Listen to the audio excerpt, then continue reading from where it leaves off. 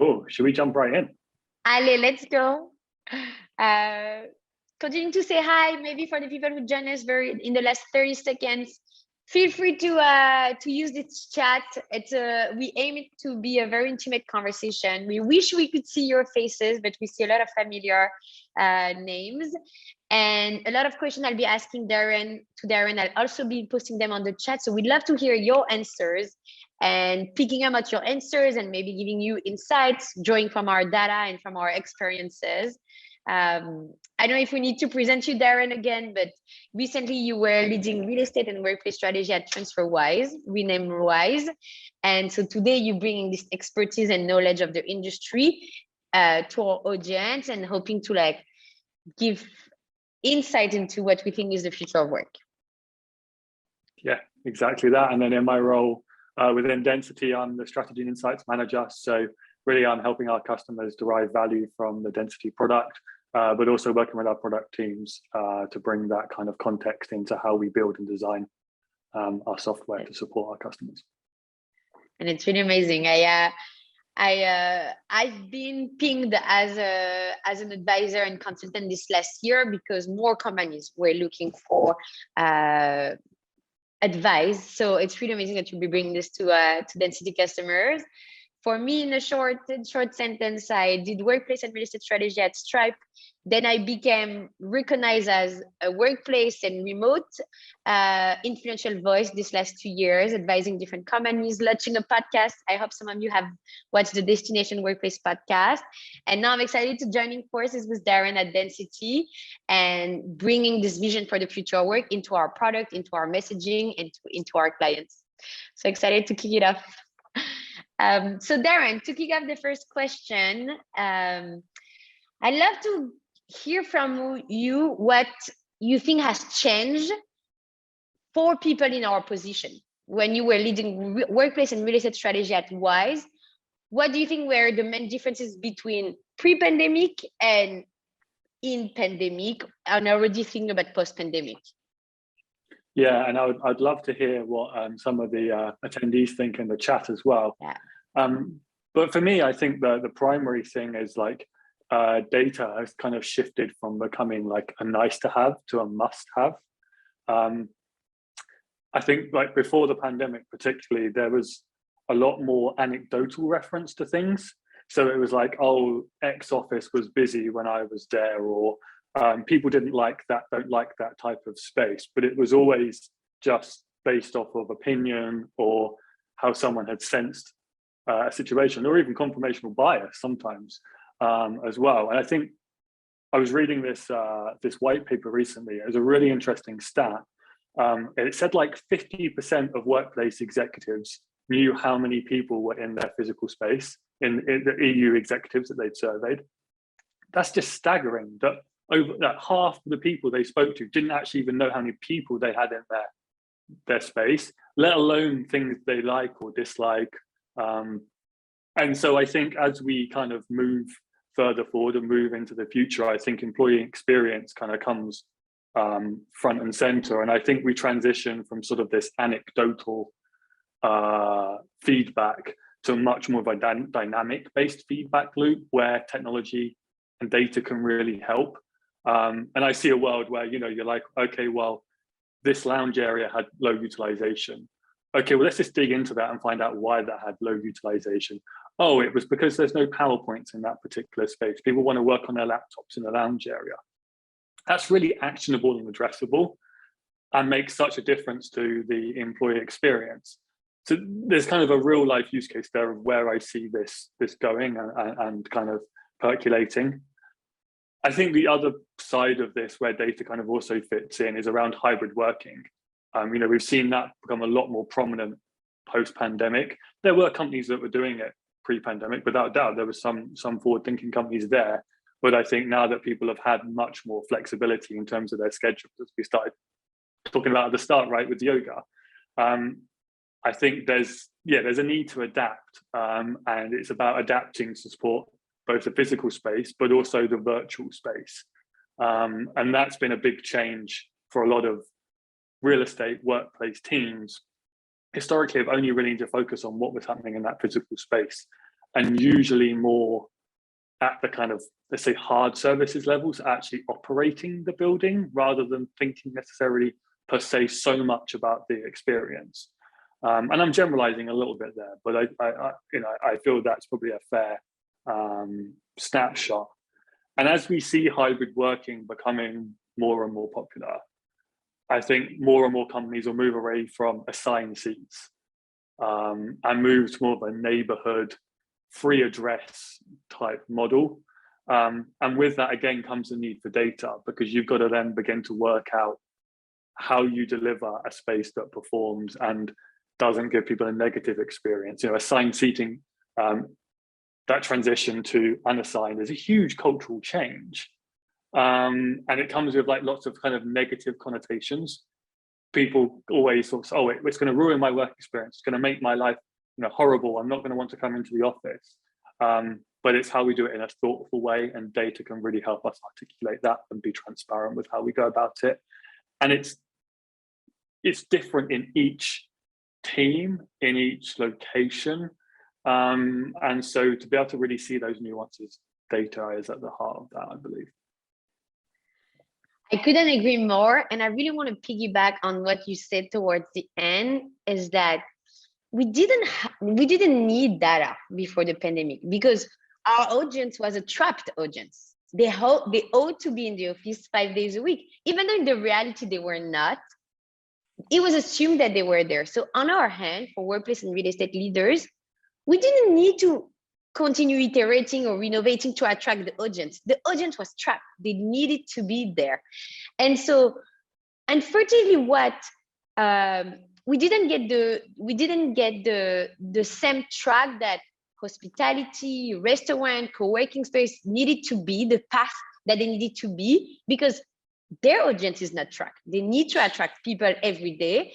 And if they're not trendy, they're not sexy, they're not bringing value, people would stop showing up.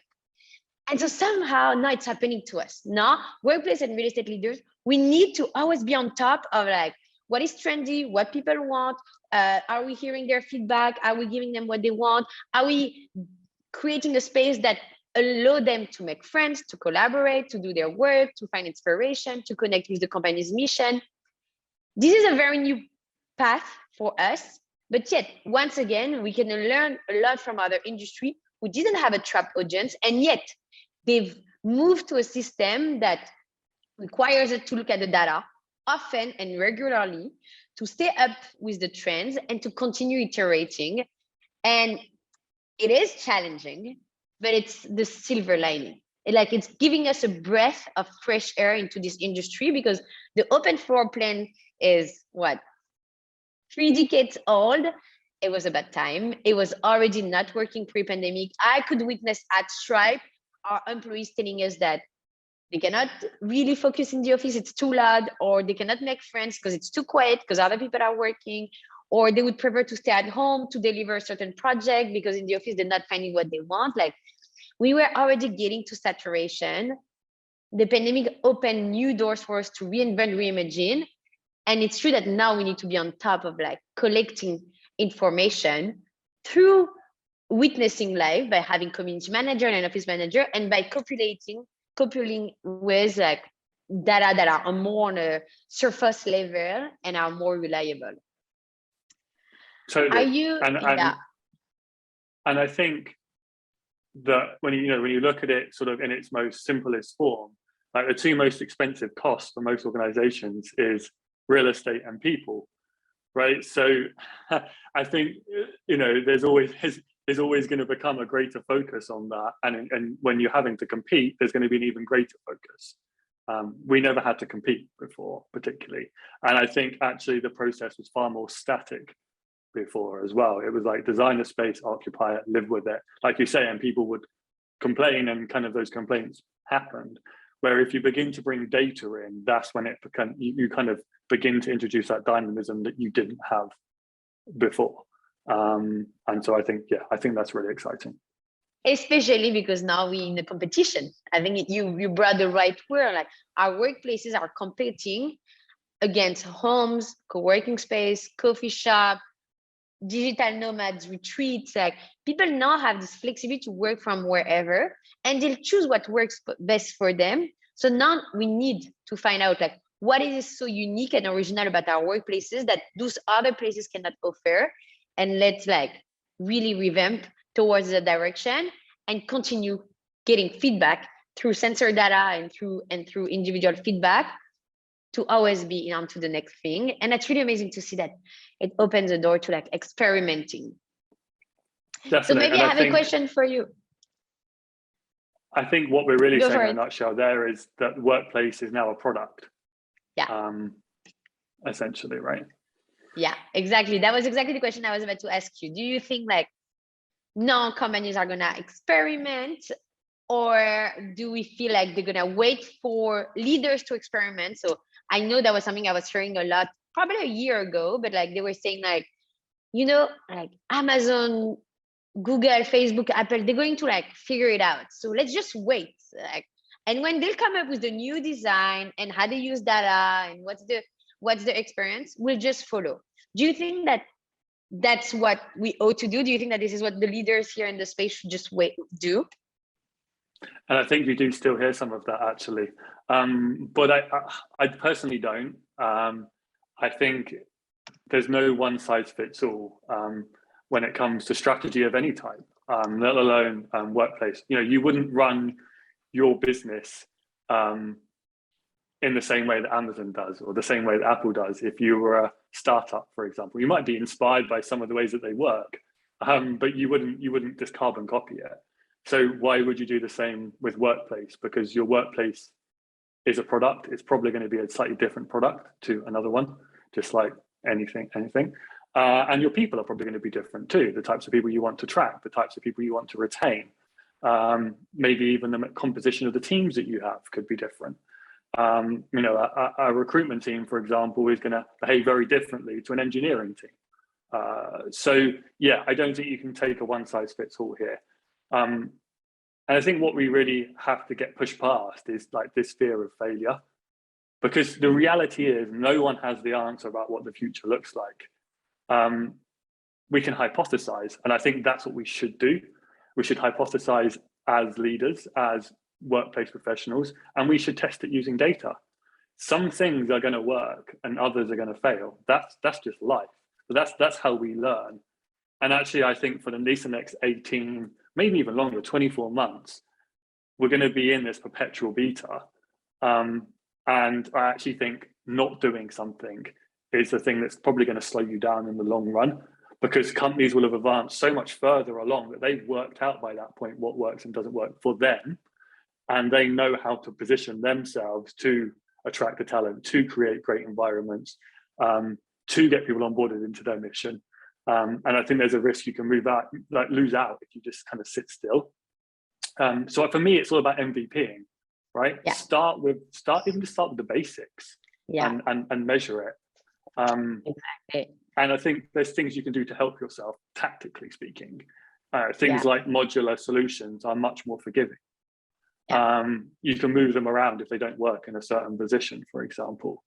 So yeah, for me, it's about now and grabbing the ball by the horns and going for it and using that data to help inform that decision making, rather than it being that anecdotal, static process as it was before. Yeah, and I think to the point, we having like two different people asking about the same question, which is like, how can we truly quantify the ROI? How can we justify to our leaders to like look at the data or spend that investment into technology to provide data? What's your answer on it? Because it seems like it's a pressing question from people in our audience. Yeah, and it's a challenging one. And again, I think it's going to be slightly different from a lot of organizations. And productivity gets used a lot, like the term productivity, but it's like, how do you measure productivity? Yeah. It's an interesting one. I think for some areas, it's really quantitative. Like you could say, oh, an engineer produces X more lines of code a day. Right? So you could really kind of like drill down on the minutia. I think one area where I think, you know, hybrid, you can show the value of hybrid working, particularly is around retention of talent.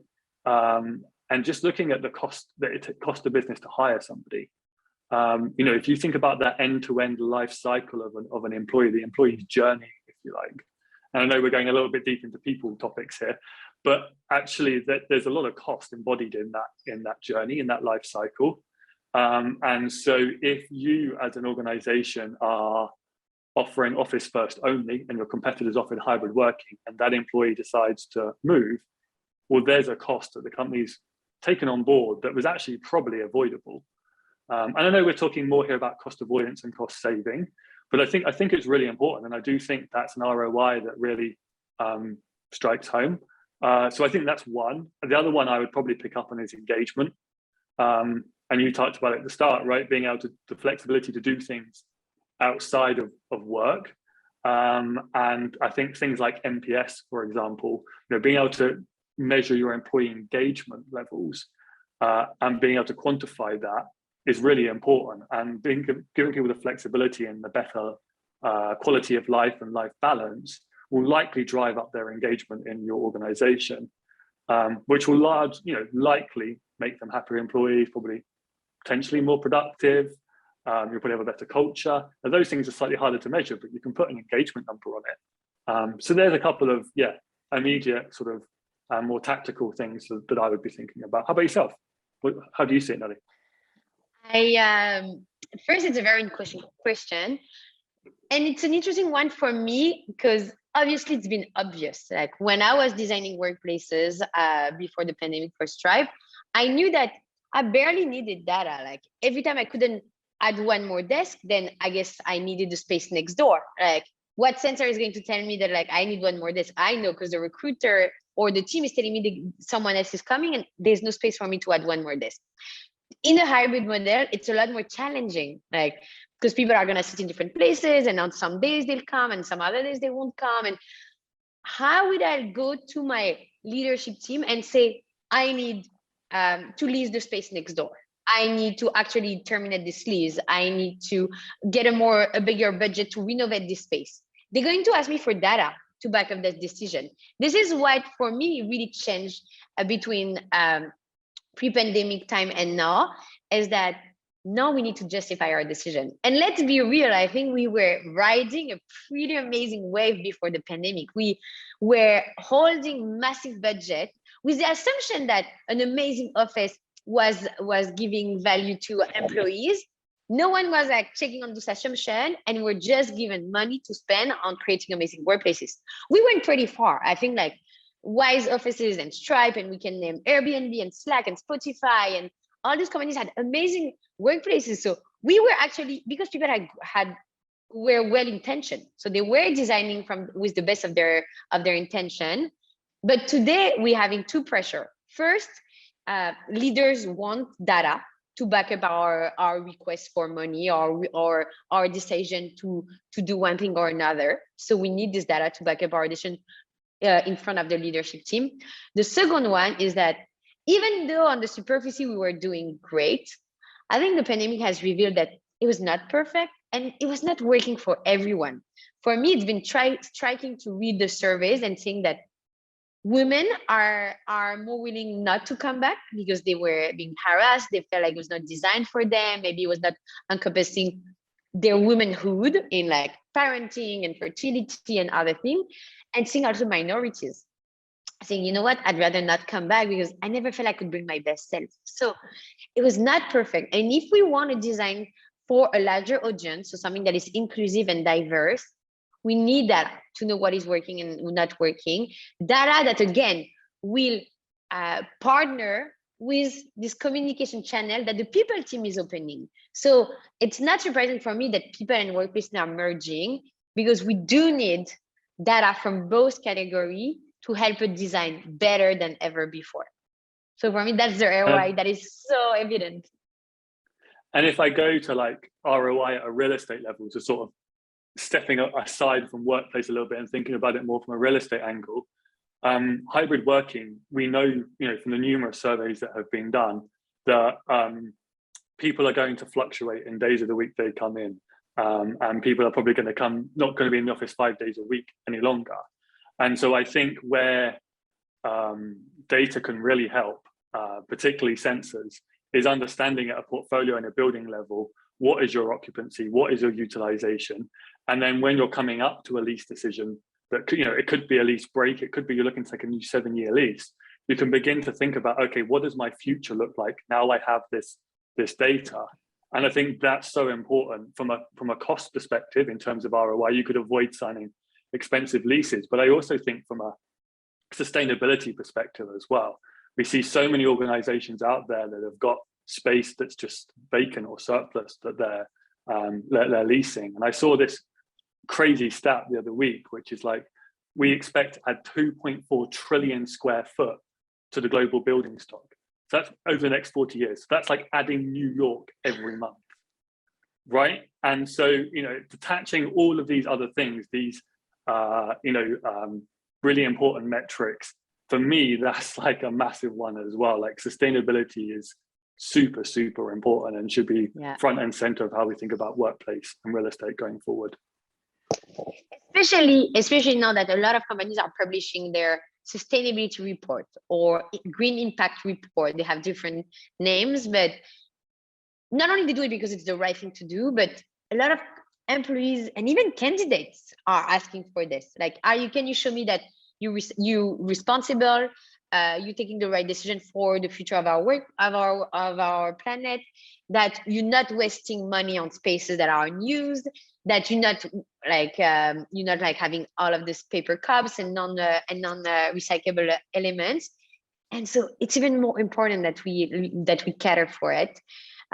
We have an amazing question that I really want to answer, because it's a real thing again. Like, I just said the first part, but like, are you ever concerned that if the data show that employees are not coming back, then there will be no justification to refresh the space? It's a big one, because obviously we were in a very dark moment. Like, let's be real, people in workplace and real estate, at the very beginning of the pandemic, we were about to all of us lose our job. Like, leaders were questioning whether we needed offices. They were questioning why we spent so much on offices. They were questioning why we had so many desks. And we're like, come on, like, you didn't want to move to an assigned desk. So we needed all this space. But like, there were this like big moment of questioning everything that we've done before. And it was scary. And today we still carry a little bit of this fear. What if people never want to come back? Like, am I investing in data that will tell me people don't want to come back? So you're losing your job. It's a real fear. What do you think about it, Darren? It's an interesting question, isn't it? And I agree. Like, there was an anxious time when like workplace was massively called into question. For me, I think there will always be a place for offices, and so if people aren't coming in, it's actually about understanding the why, and not jumping the gun and saying, okay, we need to go fully remote because no one wants to come in. It's the why. And it could be a multitude of things. If you think about it at the kind of micro level, it could be that the right spaces aren't there for people to use. I think there's going to be a massive shift in how we think about spaces. Desks are still important. I think we will see a greater portion of meeting rooms to desks. There still will be desks. But I saw this really interesting article the other day. Someone was saying about thinking about adding more showers into their space. And the reason they were doing that was because their data told them that that's where people felt the most creative or had the most deep thinking. And so they thought, well, if we put showers into our office, then people can have a shower whenever they want and do some really deep thinking. And it sounds kind of insane, and it perhaps is. And I'm agnostic on this one. But I think what it really tells you is that probably we don't necessarily always have the right type of spaces for our people. And it's a bit of an extreme example with showers. And I think that's where data can help us understand, okay, what is it? What type of spaces is it that people want? And to your point around desks, like how long are people actually spending at desks? And that's where, sensors can surface things like dwell time. Desk booking systems are great and there's a space for them, but they really articulate the intent. They don't articulate the actual behavior. And so I think we have to get to the core of how people are behaving in our space, number one. I think the other part of it, if we zoom out from the workspace and we talk less about how people are behaving in our space and think about just some of the macroeconomics at play as well, it's also about where are we positioning ourselves in a city. So are all my employees living out in the suburbs because cost of living is cheaper? Yeah. And am I asking them all to come into this central location?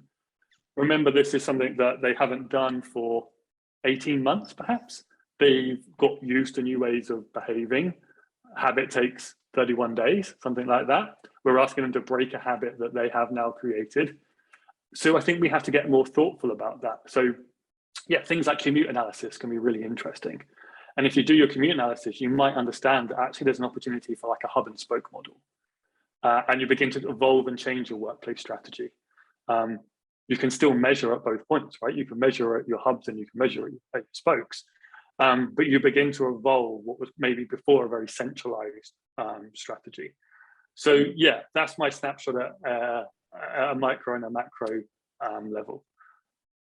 I love it. And it's very inspiring to hear first the example of shower, but more the example of people trying out new things to find out what people can do best in the office, what they can do best in other places. Something that I want to like really remind ourselves is that our data doesn't live in a silo environment. We are in an ecosystem, and the same way that we used to go to our peers and ask them like, what's your office? What's your like welcoming area experience? Like when people enter, how do you design your reception? How do you make it welcoming? It's gonna be the same. When you think that the data is telling you that people are not showing up, go to your neighbors and say like, what's the data is telling you? Like, are you having a lot of people showing up? Where are they doing? What are your amenities? And again, that's the power of data, is that now you can have like real feedback from your peers on what is working, what is not working, and then checking out what is working for you. And then again, if you have no data, it's going to be impossible for you to say, oh, well, no one is showing up in our office in San Francisco. So you know what? Let's terminate this lease and give me money. I'm going to open an office in Austin. The leadership team would be like, are you nuts? Like, if people are not showing up, they're not showing up. It might not be true. Actually, they might not be showing up in San Francisco, but actually, let's get closer to home. Maybe like in Palo Alto, a lot of people have moved in the suburb of San Francisco because they wanted bigger space. And so actually offices in Palo Alto are seeing a bigger attendance. And so now, based on the data that you get from you and from your peers, you can show that you're making an informed decision.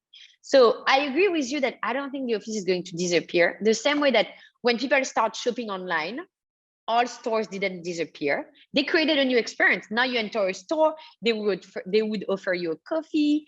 There would be a sitting area. They will make it almost like cozy, like a living room. So they were able to go through this change and understand like what people want to do on their phone, what do they want to do in person. We are going through the same shift, and we need to realize what will people do in the virtual world and what would they want to do in a physical space. And we can only check up on our assumption with feedback. And this feedback is coming from feedback from people and from the data that is like either confirming or denying what people say, because we know that sometimes in a survey, you might not answer exactly what you do. So I think it feels very good to think that in the future, no leader will be able to say, oh, I didn't know that my office experience sucked. You have the data. You cannot say that you didn't know. Now, like, you have to be real and say like, yeah, I know that people haven't been showing up, so I need to do something about it if I want to continue using the space as a tool to create bonding, collaboration, community, socialization. Yeah, it's a revolution, not an evolution, in my opinion. And you look at, if you're taking a retail example, brands like Lululemon have got very good at this. Things like in-store yoga, for example, right? They have transformed that bricks and mortar, very transactional process that happened before. And essentially what we're talking about here, right? It was very transactional without a dynamic feedback loop. Whereas now, real estate has to move to that greater level of dynamism in everything that it does.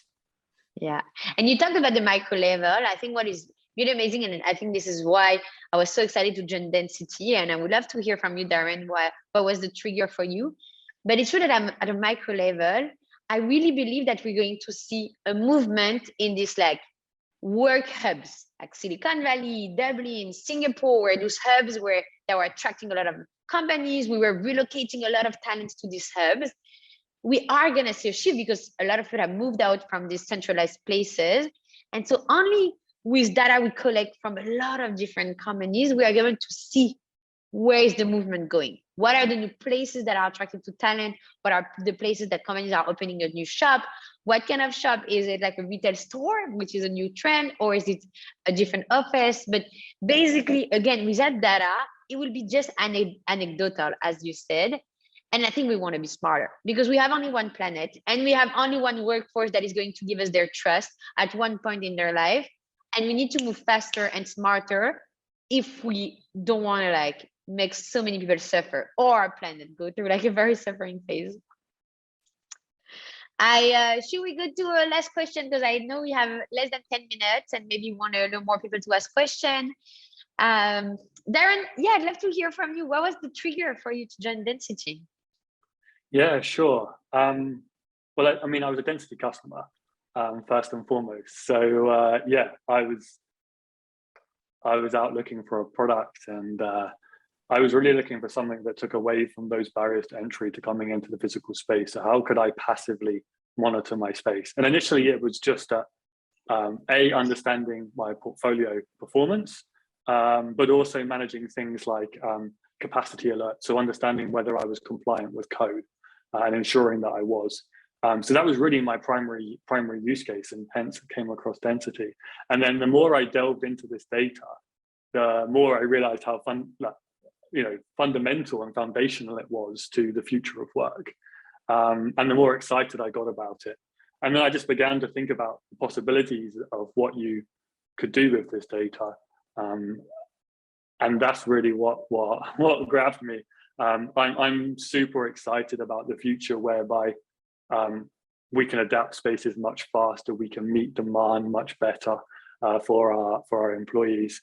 And we move to much more flexible, modular solutions, and we maximize the space that we have. And I think the last part is being a father. Like, I'm super passionate about the footprint we leave on this world, and sustainability is at the forefront of that for me. And so, yeah, when I see crazy stats like New York, the size of New York every month, like that freaks me. And so we have to do something, and yeah, being here is the way that I can help to try and solve that in some small way, in my own way. So yeah, I'm super passionate about the product. It's amazing, and definitely I think the sustainability part resonates with me, and definitely resonate with a lot of people, because we are subject to what is happening to the climate and our resources. But when we think about our workplaces that were like a big portion of them were unused, we don't even talk about homes. Homes were completely unused. They're taking so much space out of our buildings and individual homes. And we were asking people to leave the square footage every day to go to the office. And it's a lot of real estate. So it's true that for me, I'm very passionate about the future of work, because I feel like we can finally connect the dot between all the different spaces one individual has access to, from their homes to their workplace, to the coffee shop, to the yoga studio, to the retail store, and see what's the experience in each of these space that is authentic and unique that the other cannot offer, and yet making the best of what we have without continuing building, without thinking about it. I think Andrew, our CEO, sums it up really well. Like, the history of Density is it started in coffee shops, but it ends with cities. Exactly. And I think that's what's super exciting about this. Yeah. Darren, thank you so much for your time and for sharing your expertise, sharing some of your stories from Wise and other places. I would love for you to share your LinkedIn profile if people want to reach out. I'll also be sharing mine. So please connect with us, reach out in the DM, send us some more questions that will come after this event. And just because we have 5 more minutes, I'd love to hear from the audience and from you, Darren, if you feel like suddenly workplace and real estate leaders, we are being asked to become celebrities and go to events and conferences and have a podcast. Like, what's your take on this? I think it's a hot topic. It's been a hot topic for a long time now. Like, you know, since COVID began, I think there's far more of a lens and a focus on it. You know, we were talking about this earlier than there ever has been before, and for all the right reasons. You know, for all the right reasons. Like we talked about, cost, sustainability, vacant space. Like this is a big problem and a huge asset class that hasn't really had the focus on it that it probably should have done. So I think actually, like the let's call it celebrity status is probably like however many years too late, and we should have had a seat at the table far earlier. So I'm not adverse to this. What I am averse to is sensationalist media headlines, but that's a whole different story. And we shouldn't get caught up in that. Facebook is going remote first, and then the next day. But Facebook is leasing how many square footage in New York, and you're like, is it a journalist or? Yeah, exactly. Like that stuff's pretty crazy. But no, I think it's great. Like the variety of conferences there are out there, the variety of thought leaders and speakers. Like I love the articles that are coming out. I learn something from them every week, and I think it's awesome to build that network and have that ability to learn, and that's how you evolve as leaders. And so yeah, I would love the opportunity to speak to anyone on this call today and learn from you. Like yeah, always happy to jump on a Zoom. Exactly. So no, I don't think that it's problematic. And how about you? I think I want to corroborate with one of our Corina just said, yeah, hey, everybody wants to know what everyone else is doing. And I think this is why I really welcome those workplace and real estate leaders and people leaders who are more public about their content, because before the pandemic, you need to be in the community, you need to have a network, you need to be in good relationship with your peers so they would share what they're doing in their workplaces. I think this is over. We realize that we are having an impact on human beings at the end of the day. And so we're willing to share what we try, what is working, what is not working, and opening this conversation to a larger audience is benefiting the entire planet. Because at the end of the day, we're also in a talent war. So we're poaching each other's talent. So we'd rather have someone coming from a good place than from a very bad place, because that will impact their reluctance or their ability to accept how we do things in this new company. So I've been really enjoying having this conversation in the public. I'm so happy that we had a lot of people with us today, and I want to thank each and every one of you for being with us, and hopefully there will be more of this intimate conversation. So reach out to us. Thank you, Darren. Thanks, Nelly, and thanks everyone for joining today. Bye, everyone.